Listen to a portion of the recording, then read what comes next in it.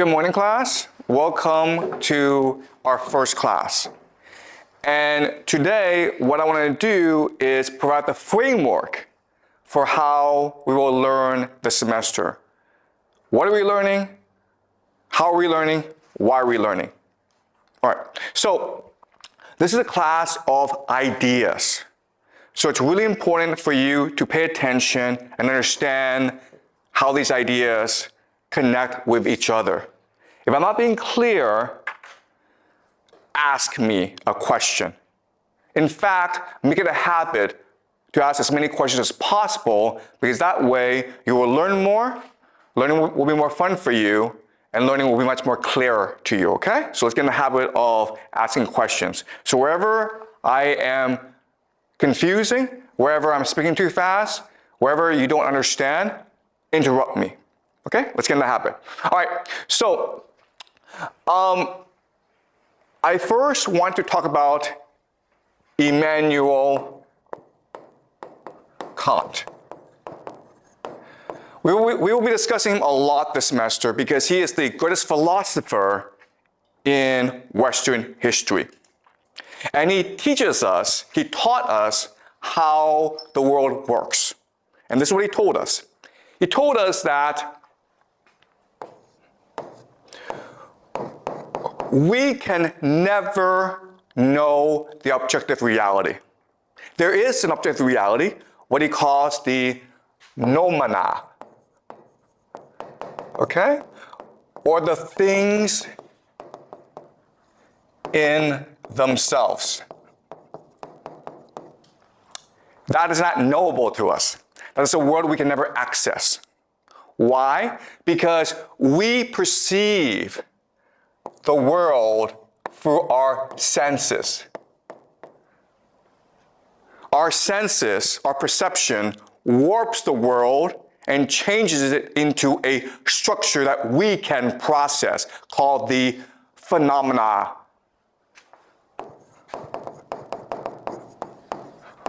Which are the things that appear to us.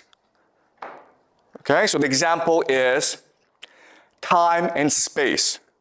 Time and space do not exist outside of us. Time and space do not exist in reality. But for us to understand reality, we need to add in time and space. Okay, that's the example. All right? So, how the world works is we perceive the world, we perceive the noumena, and turn it into the phenomena for us to process. In other words, and this is really important, reality is what we imagine it to be. There is no objective reality. Reality is what we imagine it to be. Life is a constant process, a constant act of imagination. All right? That's Immanuel Kant. That's the first idea I want you to understand. So what I want to do in this class this semester is train you or teach you or inspire you to augment your imagination so that you see the world much more clearly. This class is not about what to think, it's about how to think. All right.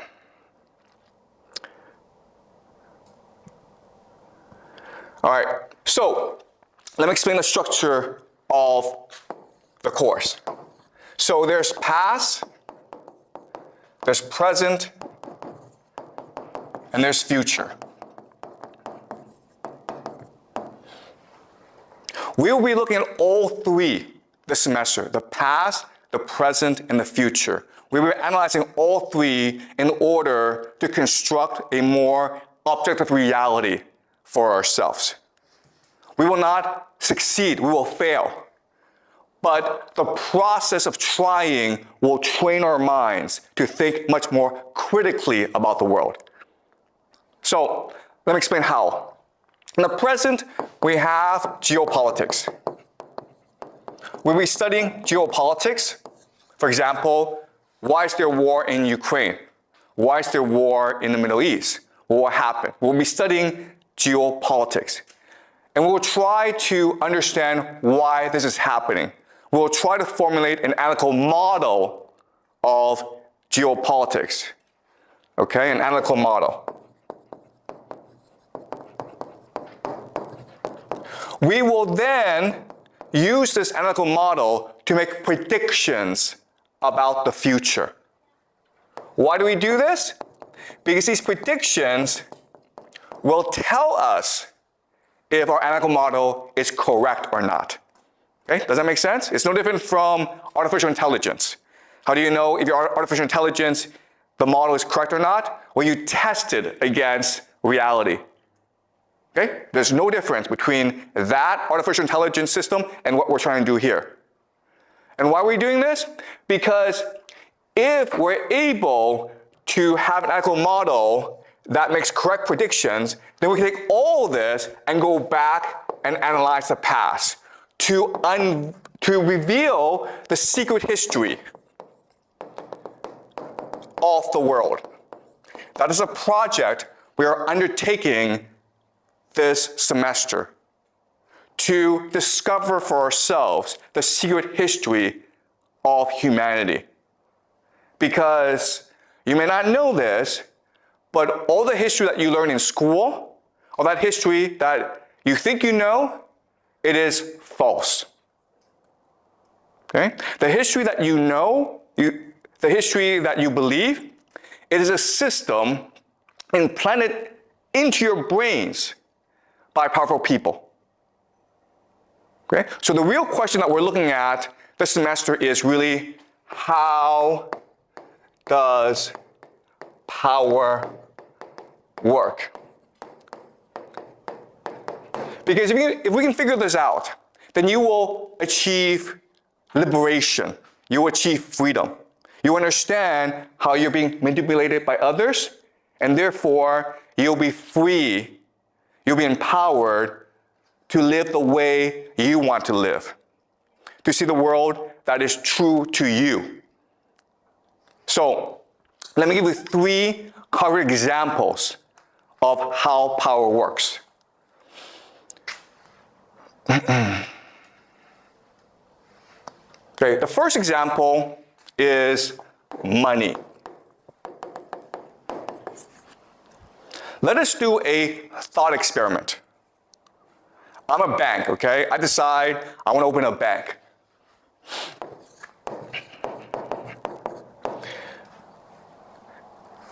And now you're allowed to put money in the bank, okay? So all of you get together and you put $5 million in the bank. Not $5 million. Now, why do you put $5 million into my bank? Because I promise you 1% interest, right? 1% interest. That's a really good deal. But now, because I owe you some money, right? I owe you 1% interest, I now need to go make money for myself.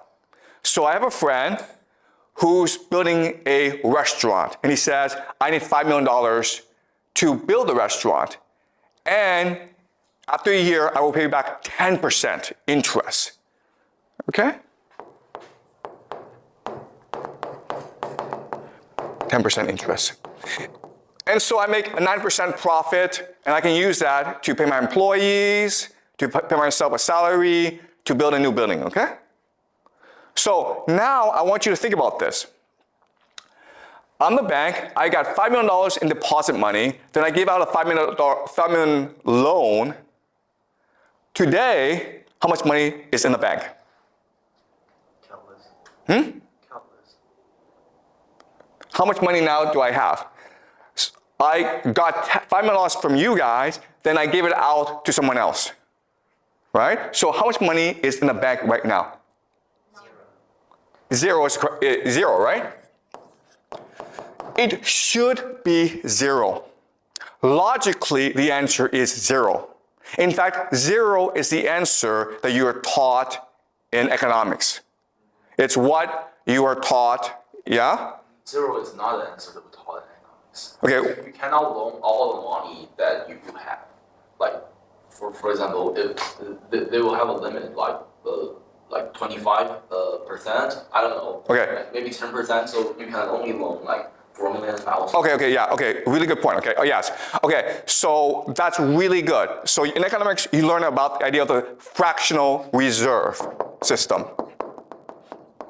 Okay, what's fractional reserve? As you say, you must leave behind a certain amount of money.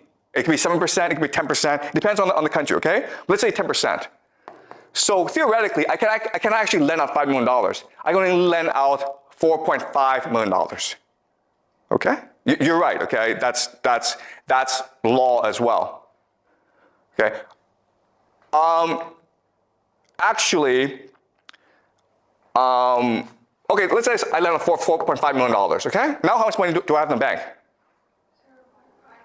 Yeah, $500,000, right? Okay, so again, this is what you're taught in economics. This is what makes logical sense, right?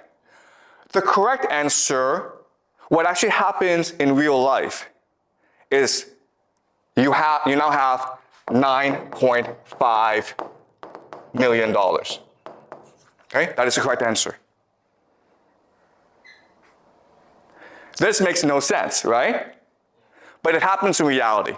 And how do we know? Because over the past 20 years, Chinese banks, like the Bank of China, the Bank of Industry and Commerce, the Agricultural Bank of China, if you Google these banks, what you will see is, these past 20 years, these banks have become the largest in the world.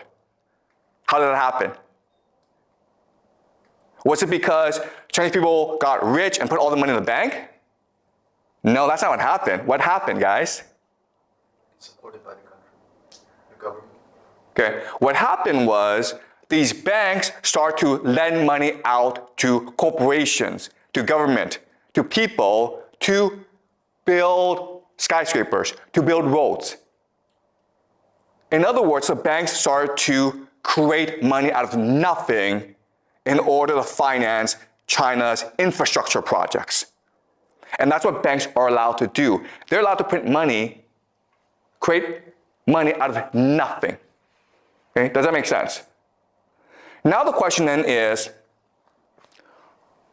wait a minute here. That's kind of absurd. How this system come into being? How is it created? Okay, well actually, there's a very easy explanation for where we got the system from. All right, so let me explain the history and the origin of the system. So in the beginning, it was merchants who engaged in finance, because merchants needed money in order to facilitate trade. Okay? And some merchants became extremely wealthy.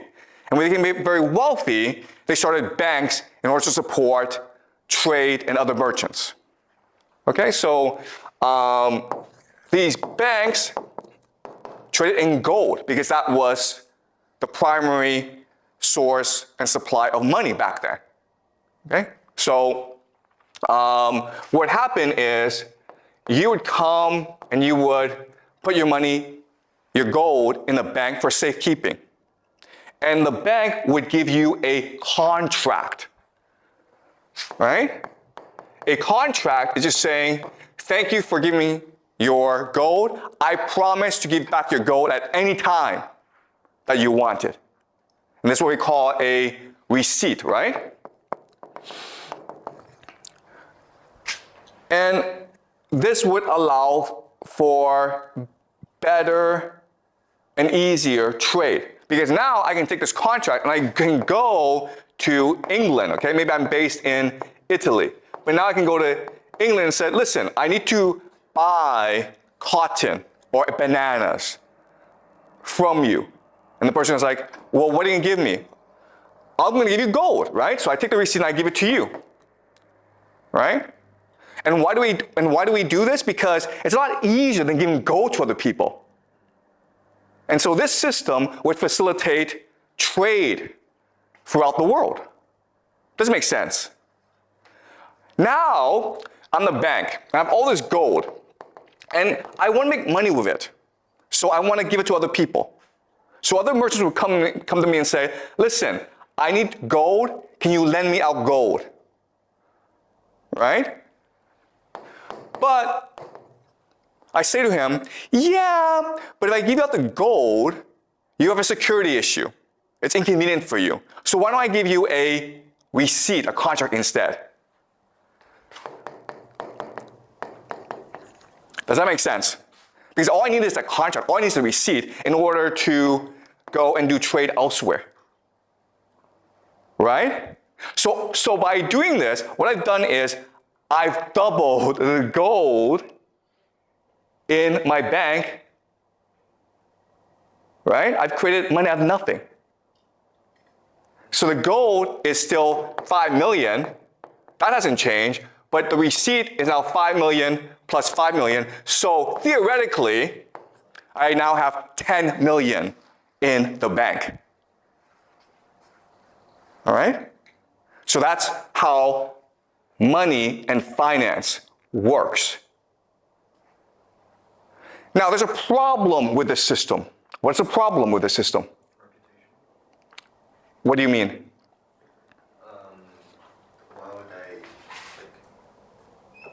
Why would the other people take the receipt as gold, as the same value?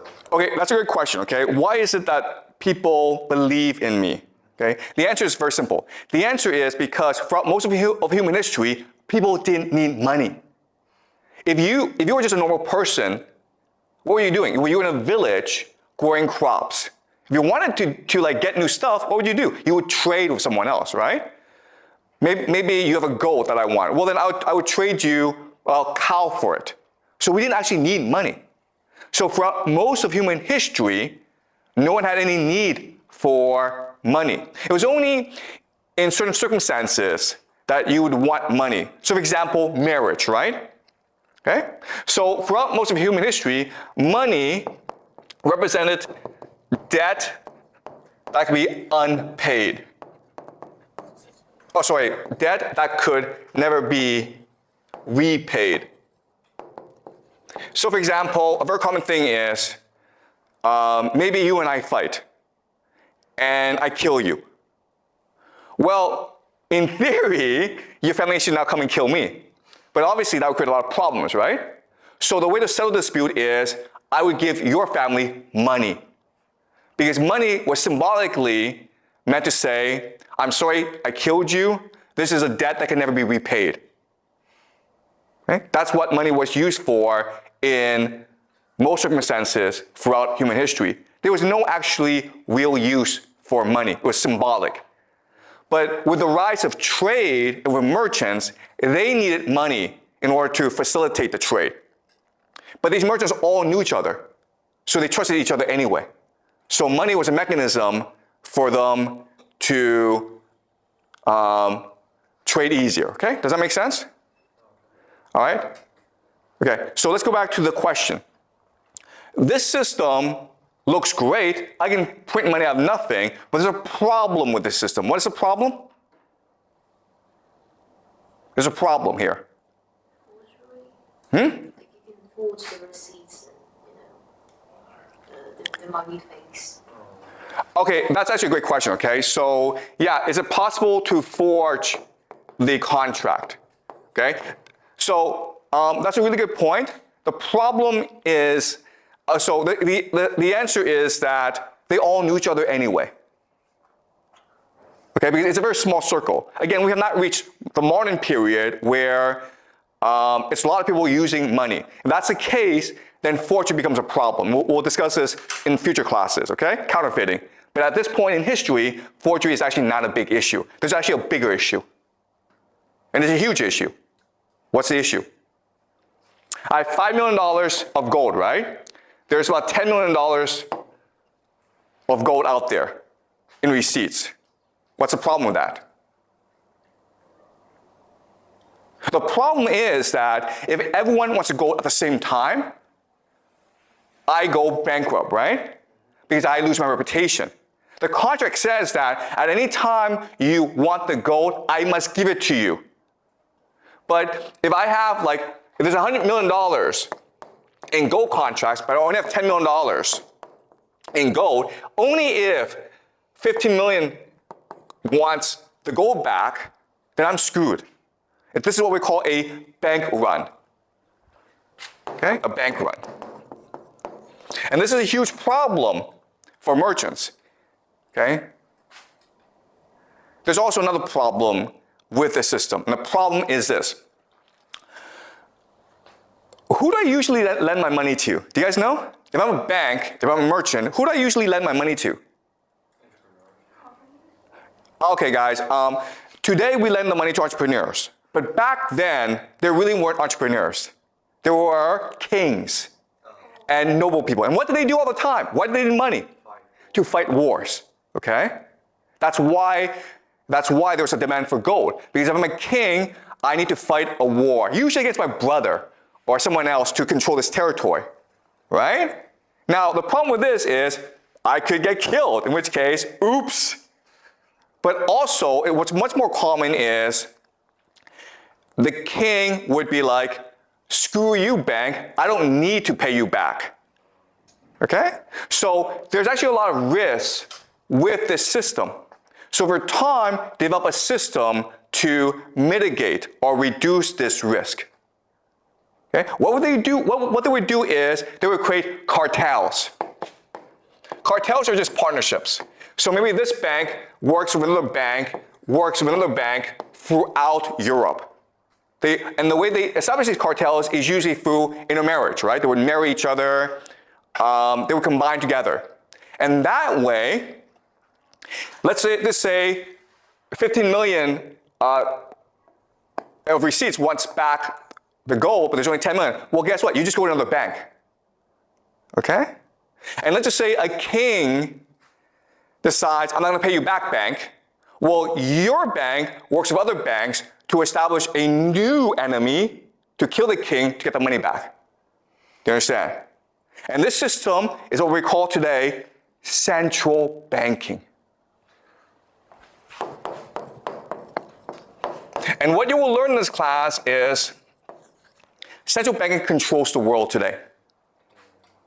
Okay? Now, what's really important about this system is that it's based on power. Right? And what power is, it can turn nothing, money, the contract, into everything. Okay? That's what money is. Okay, so we live in a world in which banks can print out money, right? So now, let's ask ourselves a question. Wait a minute here. If the banks can print as much money as possible, why do we have poverty? Right? Because we can just give money to poor people and they wouldn't be poor anymore. Why do we have poverty? If there's all the food in the world that we want, why are people starving still? Why? Because we don't have limited resources. Okay, so we don't have limited resources, we have scarcity, okay?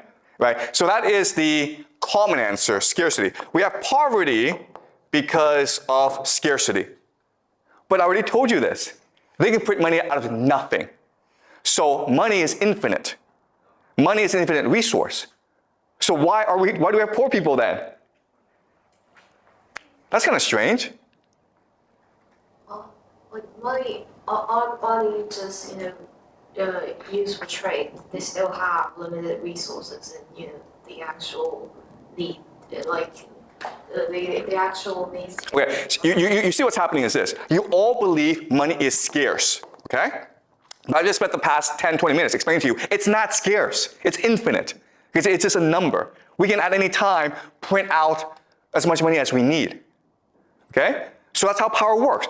Power has brainwashed you into thinking something that is not true. You've been taught from the first day that money is scarce. But it's not scarce, it's infinite. And no matter what I say to you, you still believe this, okay? So you have to get that out of your head. Money is not scarce, it is infinite. So let's go back to the question. Why is there poverty in this world? Why do people starve? Why is there inequality in this world? Why are there poor people? Why are there rich people? What's the answer? Because they don't print infinite money. Okay, because it's scarce. So guys, this is amazing, okay? You guys can't get out of your head. You think money is scarce. You think it is not possible to print infinite money, when I already told you it is possible to print infinite money because they do this all the time. Yeah? The one who has the power don't want everyone to share the same. Yeah, Right there. because we don't want people to all have money. The powerful people don't want that. That's exactly the answer. And why? Because otherwise, no one would work. Do you understand? The point of putting money is not to give you money. The point of putting money is to create the illusion that money is valuable, and therefore you will work hard in order to obtain it. But in order for me to make you want to get money, I need to create artificial misery. Do you understand?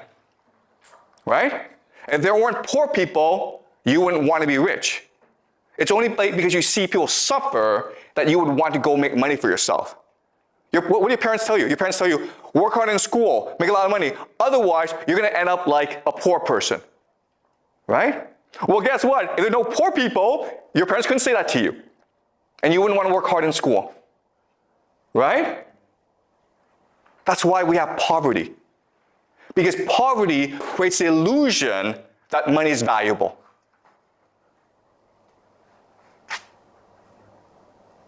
In other words, poverty isn't what you do to yourself, it is what the powerful do to you. Now let me ask you another question. You guys have studied some economics. Why do you have like crises? Crises. For example, there's a stock market crash. Or for example, the economy goes down and people lose their jobs. Why do you have crises? I don't know. Exactly. You're not taught this in economics class. That's kind of weird, right? The point of crises is to destroy money. Why do we need to destroy money? Because if there's too much money in the system, people don't have to work. So you have to destroy this money in order to make people feel money is scarce. Okay, does that make sense? So why do we have wars? Right? Why are there wars in the world then?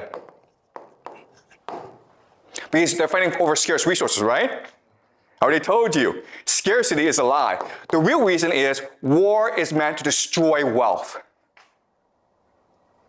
in order to make you think money is valuable. Do you understand? You guys play World of Warcraft or these games, right? Guess what, guys? World of Warcraft in our world, there's absolutely no difference. You just run around pointlessly working hard to obtain credits in order to buy stuff. If credits just flew out of the sky, because they could do that, right? They could actually program the engine to just print money out of nothing. You wouldn't do nothing every day. You wouldn't play the game. Okay? It's only because you believe that there's scarcity in the world and that you must work hard to obtain wealth that you do any work. Do you understand this? Okay? So this world that we live in, it's a complete illusion created by central banking in order to make us work as hard as possible. Because the real value is not money. The real value is the work we do. Okay, does that make sense, guys? All right, yeah? I wanted to ask, you said scarcity is an illusion, right? But I understand that money can be printed infinitely, but resources such as food and land, they are technically unlimited. So scarcity still exists in other resources. Okay, that's a great question, okay? So the question is, isn't food scarce? Because food is a finite resource, right? Do yourself a favor, okay? Go to the garbage dump somewhere, anywhere in Beijing, and see the amount of food that is wasted every single day. If food was scarce, Why do we have food waste? Okay, so if you just do the mathematics, what you will discover is there's enough food to feed everyone. Okay? There doesn't have to be hunger and starvation. It's an artificial crisis. Okay, does that make sense? So you're right in that, yeah, the food's not infinite, but it's abundant. There's a lot of it, enough to feed people. Okay? On the land, oil resources, the reason they go to war before. Okay, all right, so again, you guys are stuck in the scarcity mindset. And it's very convincing. So let's move on, okay? So this is something that we'll go back to later on, okay? Because I cannot convince you today, this morning, that everything you believed about the world and about yourself is wrong. Okay, you're still stuck there, like, okay, there's scarcity. And you're right, there's scarcity, but we also live in a world of abundance. Okay? And a lot of things that you believe are just misconceptions about the world. Okay, so we'll go back there, okay, later on. All right, so let's move on. Okay, so we've done money now, right? Now let's do another question. Let's do a question of happiness.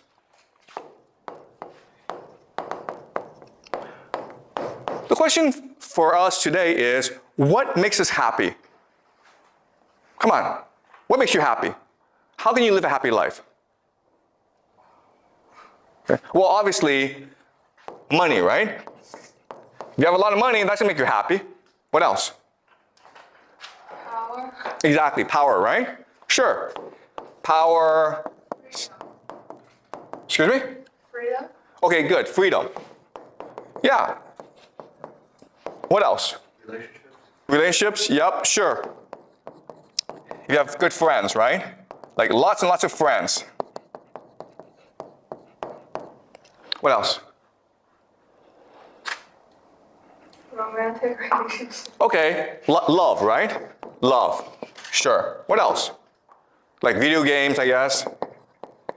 Vacations, okay? Lots and lots of things, okay? What you will discover about this list is this. You are thinking about individual happiness.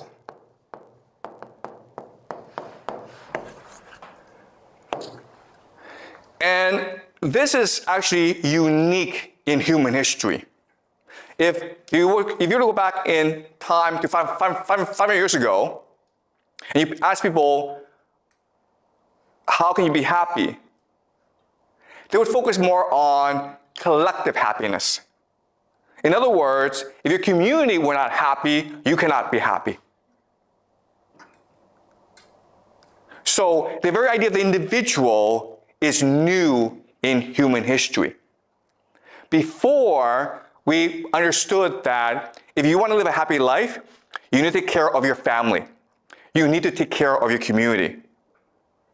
For them, for us, throughout most of human history, happiness meant helping others, being generous to others.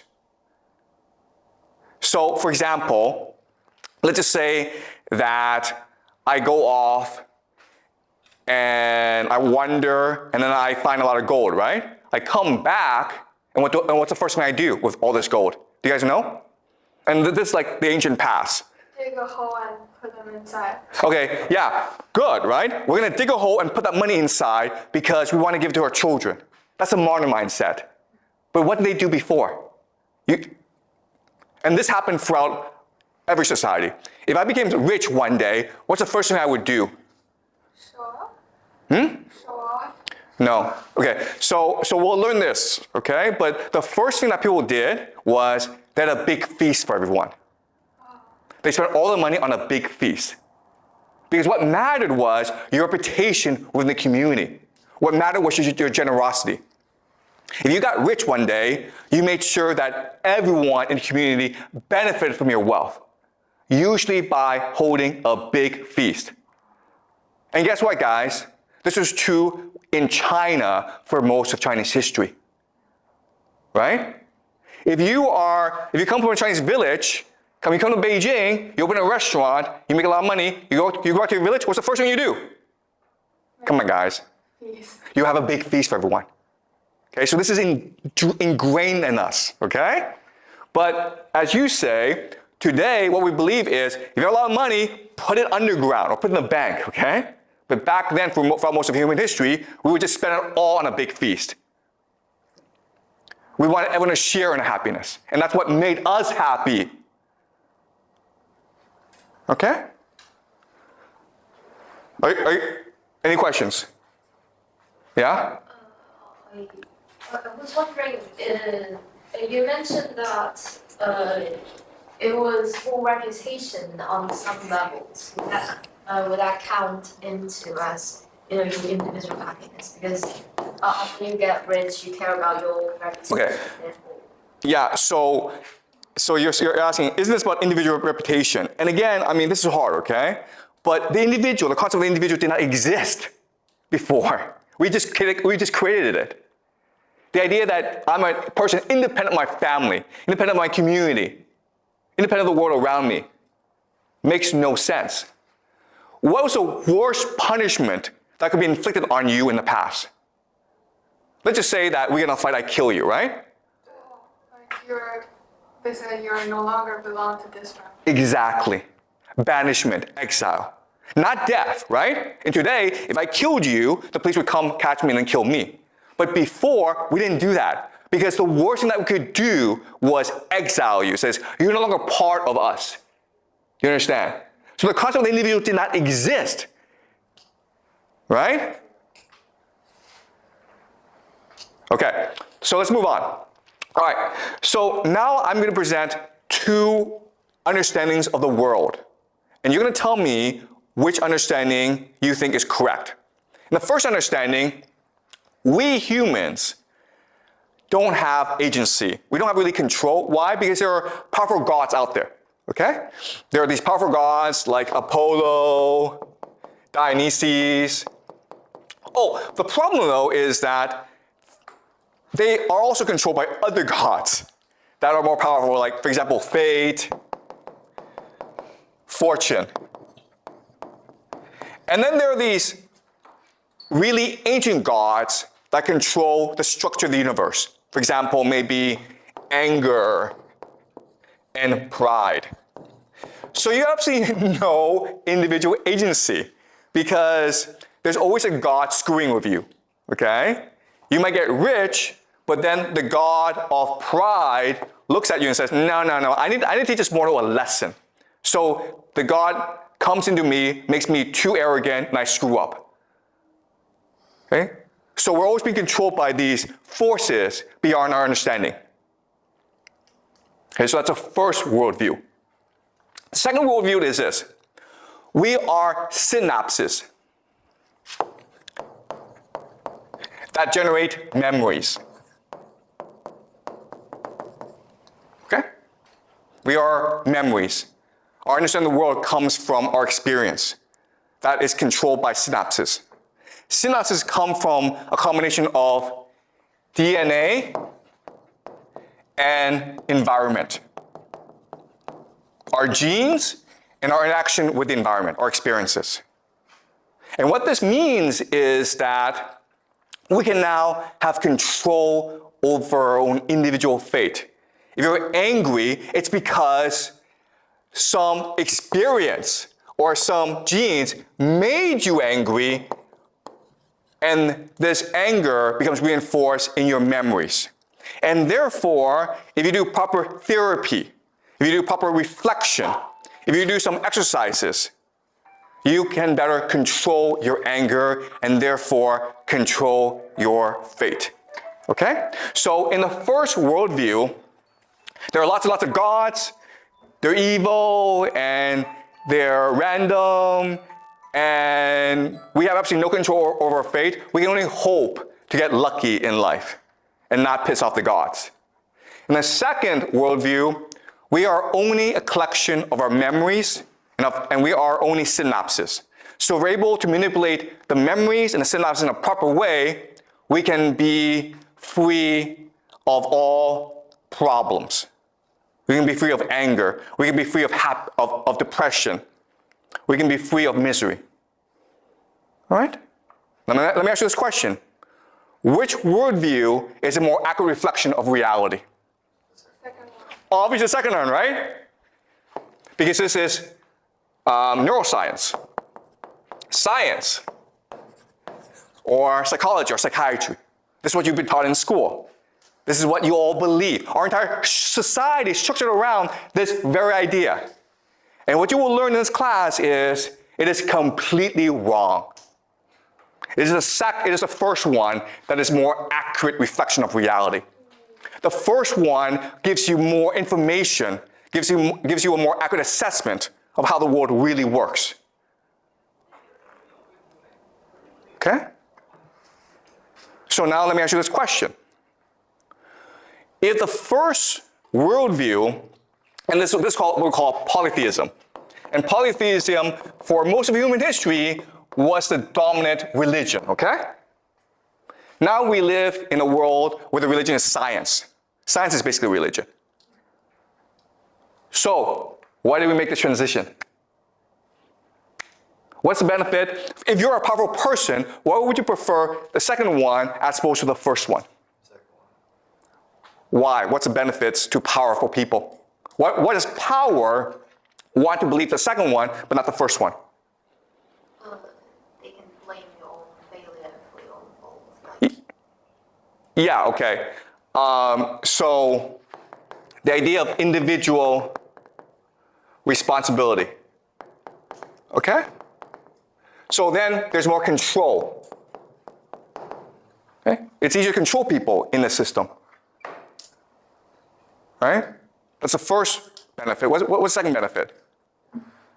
The second benefit is you will work harder, right? Because in the first system, you're like, you know what? I don't need to go make a lot of money because if I make a lot of money, the gods will punish me and make me proud. So I'm just gonna like enjoy life and take it easy. All right? So in the second system, no, I have control over my own life. So I need to work hard. Okay, so and again, the entire point of the system is to make you work as hard as possible, because when you work hard, that generates real wealth for the powerful people. Money does nothing, okay? Money just incentivizes you to work hard. So this exists in order to make you work harder. And there's one more benefit, or there's more benefits, but what's another benefit? Okay, the other benefit is this. Powerlessness. It makes you powerless. Why? This system is designed to make you absolutely powerless. Why? You can't control anything. Why? Everything is controlled by gods and fate. No. You see again, this is how you're brainwashed. You believe one makes you powerless, but that's not correct. Two makes you powerless. Why? What's the difference between 1 and 2? Why is it in number 2 you are powerless? You're playing in the game that who has the power wants you to. Okay, so the problem with number 2 is you are incapable of collective action. Because you think all the source of your problems is the individual in you and not society. But number 1, you are capable of collective action. And the only way to change the world is through collective action. Does that make sense? This is a really important point. 2 is designed to make you think the source of all your problems is within you. So you should ignore what other people do and think. It doesn't matter to you. And therefore, you're incapable of identifying with other people. You're not capable of collective action. If you're not capable of collective action and you feel really miserable, what you will do is play video games or watch porn all day. Okay? And that's what's happening in society today. Yeah? But in number 2, like from experience, we would know that you should listen to the others' advice, or you should take others' perspectives and not just. So in number 2, who has authority? Who do you listen to? You listen to scientists, right? Scientists. Because the system was created by scientists to trick you. Okay? This system you think, oh, it's science. Therefore, it must be real. Guys, let me give you a piece of advice, okay? If you're ever feeling sad and you are depressed, what should you do? What should you do? What have you been taught to do? If you feel sad, you're depressed, what should you do? Go to nature. Walk around. Okay, yeah, the correct answer is walk around, but that's not what you've been taught, right? What have you been taught to do? Tell your friends or parents. Okay, telling your friend, telling your parent, that's actually really good, right? So walking around, exercising, resting, talking to a friend about your problem, that's all really good. But what have you been taught to do in school? Really? If you are feeling really, really sad, what should you do? You should go talk to a psychiatrist, right? Yeah. You should talk to a psychologist. And what will he do? What will he or she do? Okay, well, I'm gonna give you a piece of advice, okay? And you can test it out for yourself. But if you're feeling sad and you are feeling depressed and you feel you have to talk to a psychiatrist, and you do so, I will make you a bet that the psychiatrist will make it a lot worse. You will feel worse after talking to a psychiatrist. Okay? And the reason why is the system is not designed to cure you of any problems. The system is to make you dependent on authority. You know that if you feel sad, well, you know what? Just go for a walk, talk to a friend, you'll feel better over time. But the system teaches you, no, if you feel sad, go talk to a psychiatrist who will give you drugs. It's designed to make you dependent on authority, yeah? I want to ask, like, in scenario 1, in real number 1, wouldn't God also be an authority? Like, God will also be authoritative. That's actually a great question, okay? God is authority. Okay, that's actually a great question. Thank you so much.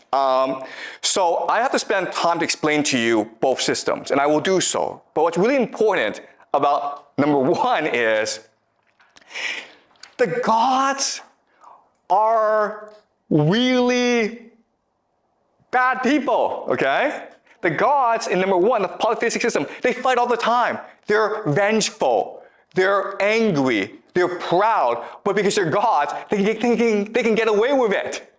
And that's the difference between humans and gods. We're all the same. We're all angry. We're all jealous. We all fight, okay? But the gods can get away with it. The humans cannot. Gods can do hubris. We cannot do hubris. Do you understand? So the idea that, oh, the people in power are benevolent. The people in power are authority figures who are after our best interests. That is a new modern concept. Before, it was assumed that the king is a king. Why? Because he's favored by the gods. It's not because he's a good person. It's not because he's a just ruler. It's just because the gods like him for whatever reason. But guess what? The gods give and the gods take. Maybe today, the king will rule us, but maybe 5 years from now, he gets unlucky and the gods kill him. Too bad. If you read Greek mythology, and we will do so in this class, okay? We'll go over into Greek civilization. We'll look at Oedipus. We'll look at Homer, the Iliad, okay? They talk about this all the time. Fate is something that you cannot control. It's something that happens to you. And therefore, you must live life to your best. All right? So the difference is this. The difference is in number 1, they have a concept called eudaimonia. If you have no control over your fate, if things can happen to you tomorrow that kill you, then live your life to the best of your ability today. Seize the day. Be the best that you can be today. And that's how you win favor from the gods. Eudaimonia, what we call flourishing. The point of life is to live it to the best of your ability. And that's why, guess what, guys? The ancients, the Greeks, They were superior to us. If you read Greek literature, if you read Greek philosophy, Plato, Homer, Aeschylus, Euripides, they were the best. Today, we suck. Why? Because instead of eudaimonia, we have pleasure. Rather than flourish as creative people, we're like, how do I enjoy my life today? How do I not feel sad? Okay? So in the first system, even though it sounds like we have no control, we have no agency, but it inspires us to live to the best of our ability. In the second system, we're like, oh, you have complete control of your life, it enslaves us. Okay? All right. Now let's move on to the third and final example. Okay. And I know this is shocking, I know this is surprising, but over the course of the semester, I will give you enough evidence to convince you that this is all true, okay? I'm just setting up the structure and the framework today. All right, let's do school. Guys, why do we have school? Why are we in school? Why? Why are you here? What? Someplace learn and teach. Exactly, right? Learn. What else? Yeah, to get the degree, okay? To get the degree. Okay, to graduate. What else? You have technology. Knowledge, yes.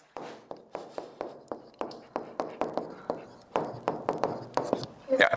The power chance to brainwash the students. Excuse me? I feel like give the power a chance to brainwash us. Brainwashing. Okay, guess what, guys? The correct answer is brainwashing. Everything else is a lie. Okay. All right. What do you do in school? You come to class, you listen to a lecture, you read books, right? And then you have to do a test, and you have to write a paper. And then the teacher gives you a grade. That's how you learn, right? Let me ask you this question then. Throughout most of human history, how did we learn? If you want to become a doctor, what did you do? To be a good, to be best I want. The answer is experience. Do it. Right? Let me ask you this question.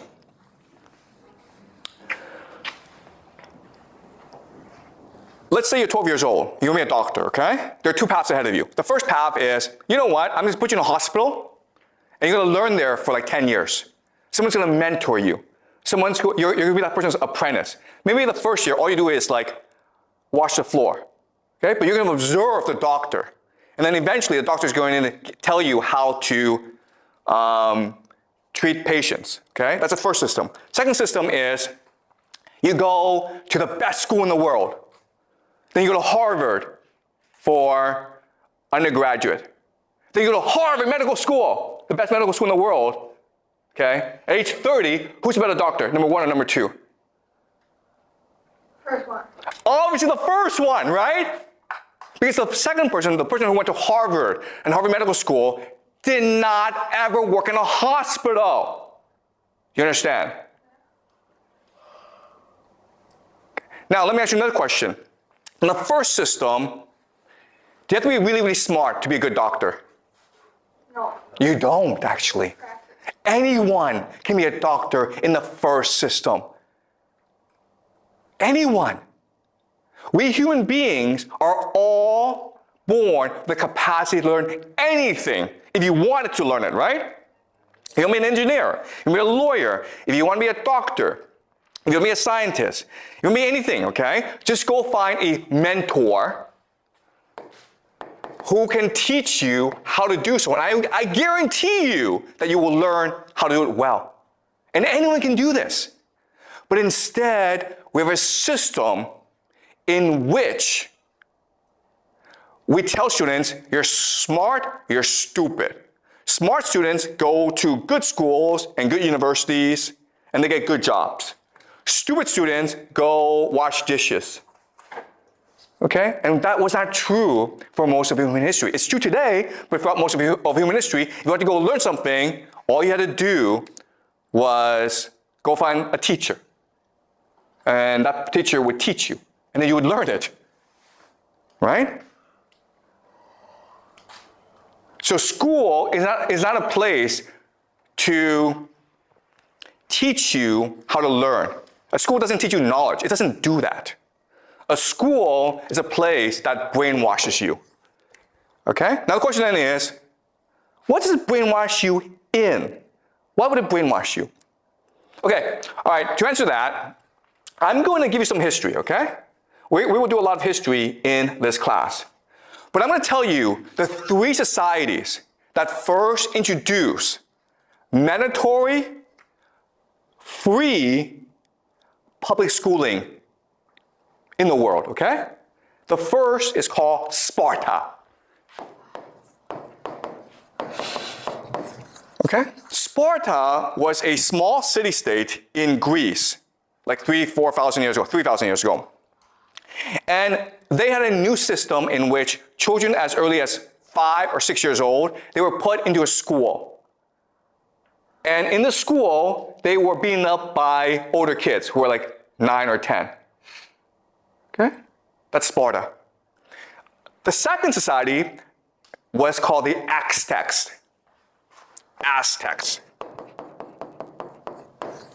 And they also provided free compulsory education to all its children. Really good, right? And the third society is called Prussia. And actually, Prussia is a system that everyone uses today. Do you guys know any history?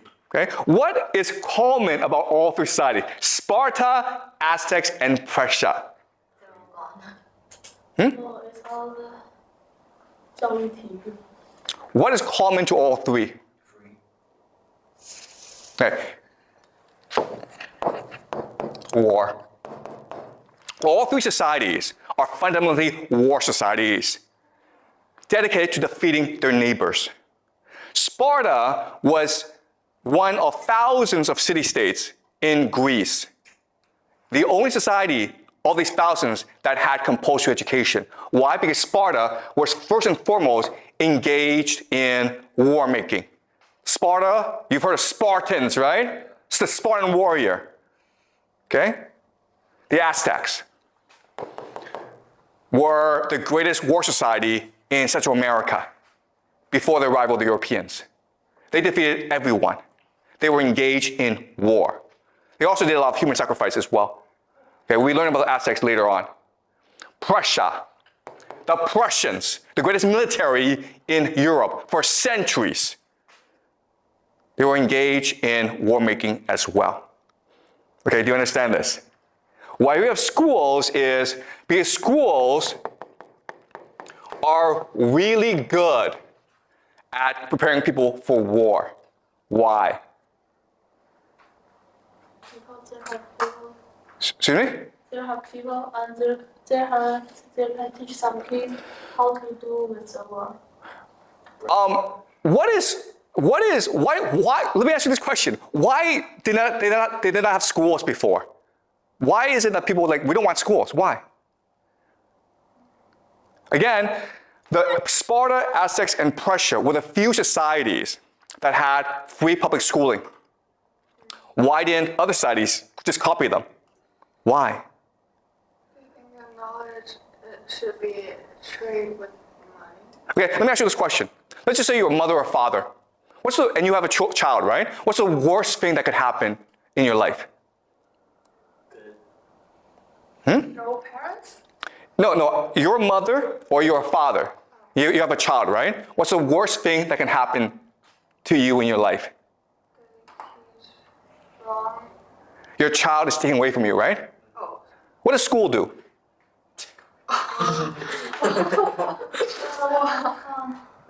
School is designed to take your child away from you. Okay? Let me ask you this question. If school is about learning, why don't parents and children go to school together? Yeah, why not? Why? Because they have to work to make money to survive. Because parents have to work to survive, right? There's actually a better reason why. who is promised in the social, they must have two people to do something. Okay, it's about brainwashing, right? Because how do you brainwash someone, Yeah. right? If you're with your parent, are you gonna be brainwashed? No. Because you feel loved, you feel secure. Your parents are gonna protect you. You're gonna ask your parent, hey, is this teacher, is he or she lying to me? And the parent's like, yeah, he's lying to you, okay? It's only because you've been taken away from your parent that you are now willing to be brainwashed. Why? Because what happens if you leave your parents? How do you feel? How do you feel? Yeah, exactly, right? Insecure. You're anxious. You're afraid. Do you understand? You've lost your parent. You're 4, you're 5, you're 6 years old. You've lost your parent. You feel really insecure. So who do you trust?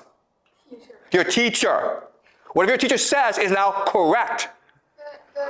One of our parents was also brainwashed, like, because they went to school before when they were small. Yeah, okay, that's a great point, okay? Aren't our parents brainwashed as well? That's correct. Your parents are brainwashed. But what I'm saying is, when a parent is with a child, the child feels secure. And if you're secure, you're much more willing to disobey authority. You're much willing to ask questions. You're much willing to think for yourself because you feel secure, because your parent is there to protect you. But if you take the parent away, you can't do that. You must now rely on the teacher who can now brainwash you. Okay? So are you brainwashing us? Am I brainwashing you?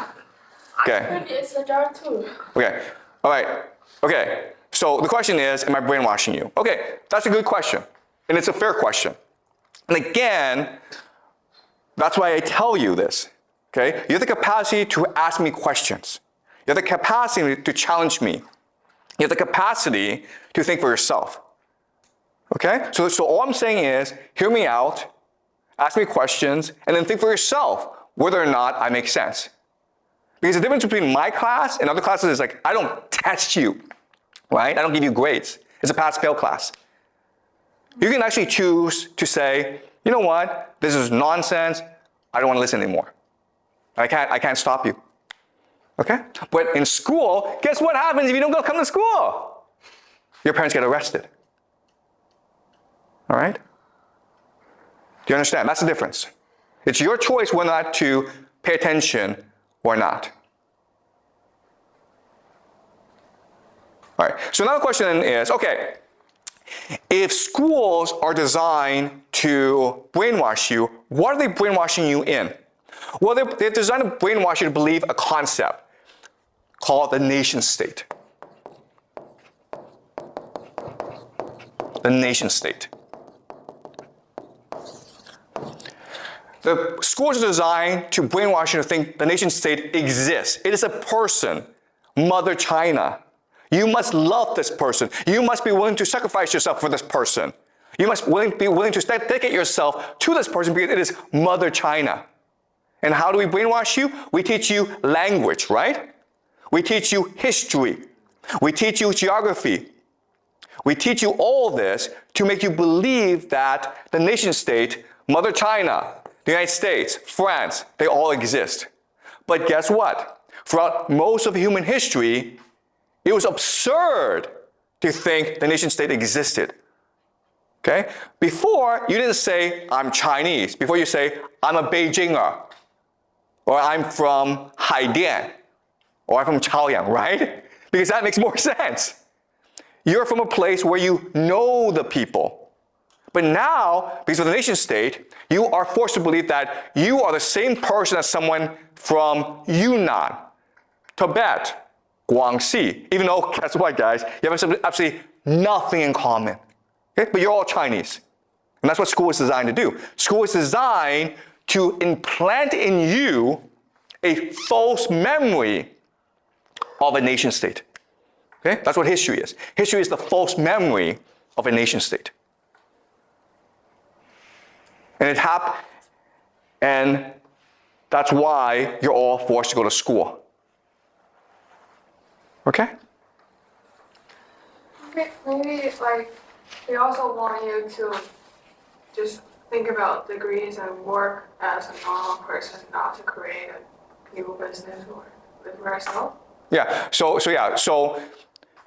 the point of school is to serve the nation state. Do you understand? Oh, Right? Does that make sense? If you believe in the nation state, if you believe in Mother China, then you must serve her. You must obey her. You must fight for her. You must die for her. Okay?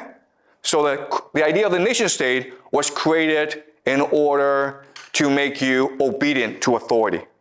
And it works very effectively. Yeah?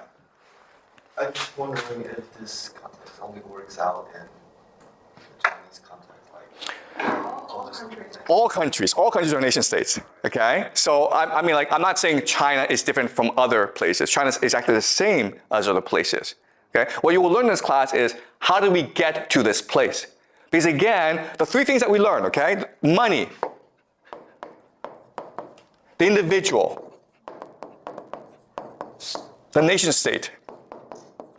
These are all ideas and concepts beyond the human experience. If you try to work this out from first principles, if you try to figure this out by yourself, you couldn't do it. You have to be brainwashed into believing these three things. If someone from the past, maybe 1,000 years ago, were to come today and you would explain the concept of money, individual, and nation state, the person would be like, wait a minute here. This means that you're all slaves. Okay? So now the question then is, where do we get these three concepts from? What you will learn in this class is these three concepts come from a revolution in human thought called monotheism. The one true God. This idea, monotheism, forever changed the course of human history. And it gave us these concepts of money, individual, and nation state. Monotheism is such a powerful idea that it turned nothing into everything. Okay, that's what you will learn in this class.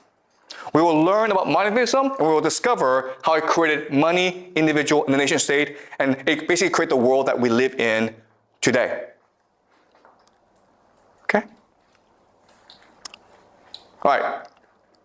Any questions? is Christian like monotheism? Excuse me? Christianity is like monotheism. Okay, yeah, so there are three great monotheistic religions, right? Judaism, Christianity, and Islam. What I will show you later on is it's basically the same religion. Okay? Yeah. All right. Okay, so I don't want to give you too much information, okay? Because there's a lot to process. But I want you guys to remember the concepts. Money, individual, and nation state are all powerful concepts that are embedded into everyday life. You cannot escape it. Okay, you've been brainwashed into thinking that they all exist, when in fact they actually don't exist. And that's how power works. What power is, okay? What power truly is what we call alchemy. Alchemy, throughout human history, was the pursuit of turning lead into gold. Okay? Lead into gold. Okay? Nothing into everything. That's what alchemy was. And maybe in science class, you're taught that alchemy is this fake science. It's a pseudoscience, and it did not work. What you will learn in this class is we achieved alchemy. Okay? We turn nothing into everything. We turn lead into gold. Or that's what power is. Power is the capacity to turn nothing into everything. Power is the capacity to make you believe that money is valuable. That the individual can lead to happiness.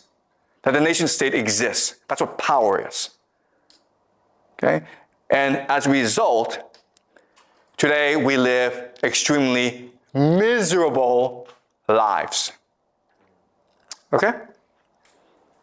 So you've been taught to think that, oh, life just gets better and better. What you will learn in this class is actually, nope, okay? And what's really important is you will also learn in this class that this was an accident.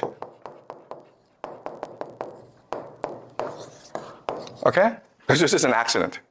It's an accident of the human imagination. It's because we didn't know what we were doing that we created this system. So what you also learn is that if you're able to control the human imagination, you can use it to create a new system that allows for eudaimonia, or the flourishing of the human intellect. Okay? All right. Any questions? Okay, so that's it for today. Okay, I'll see you guys next class.